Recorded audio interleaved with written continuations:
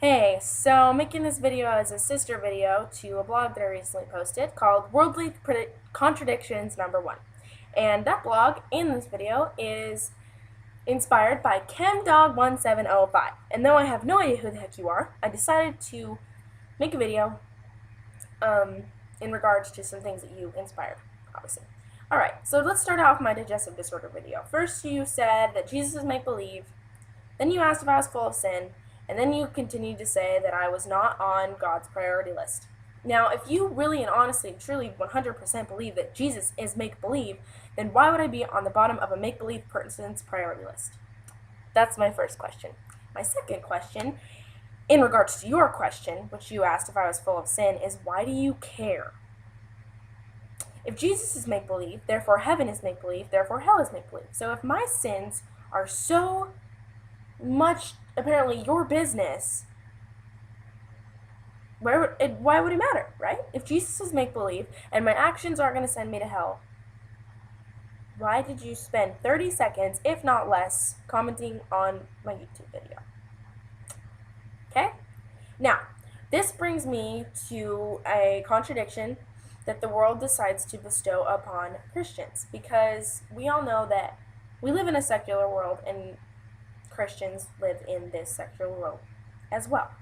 And I want to address the problem of Christians making mistakes and how it's normal. So that's not really a problem when Christians make mistakes, because Christians are humans too. The problem is when a secular person, an atheist, a Jesus hater, whatever, decides that it's their job to hold a Christian, accountable for their actions. So the main point of my blog was that non-Christians judge Christians' actions far more often and far more harshly than Christians judge non-Christians' actions. And it's true. As a Christian, I have made countless mistakes that I don't care to share because it's no one else's business but mine and God's. Some of you know what they are. It doesn't really matter because your opinion of my actions is irrelevant. It totally is. And it's not even just me, it's every other Christians.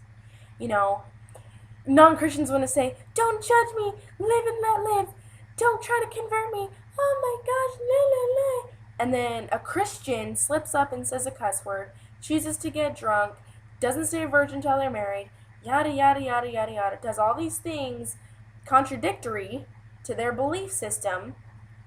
They make mistakes, and then all of a sudden it's a secular person's job to make sure that they know they messed up and that to make their life a living hell.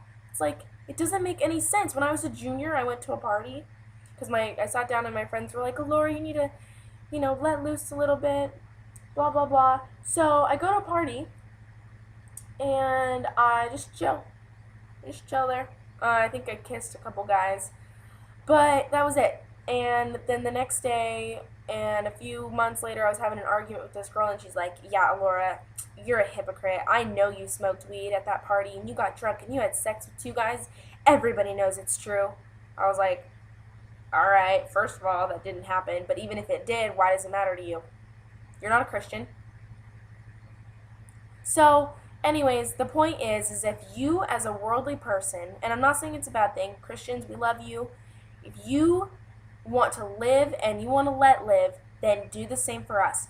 Let us live the way we want to for Jesus. Like I said before, I make mistakes on a daily basis, mistakes that would not be acceptable in the church or with Jesus, nothing. None of that. I have done stuff, but it's not anybody else's business unless you are a fellow believer coming to me in love and telling me that what I'm doing is foolish, or unless you're God convicting me for my actions. Keep your mouth shut. And that's the point that I'm trying to make, is that it's no one's business what I do with my life, and it's not my business what you do with yours. If you want to worship Satan, that's your choice. Of course, I'm going to, want to reach out to you. I'm going to pray for you, but I'm not going to sit there and tell you you're going to hell. That's not my job to judge you. So since I'm not going to sit here and shove my belief system down your throat, don't shove your belief system, or the lack thereof, down mine.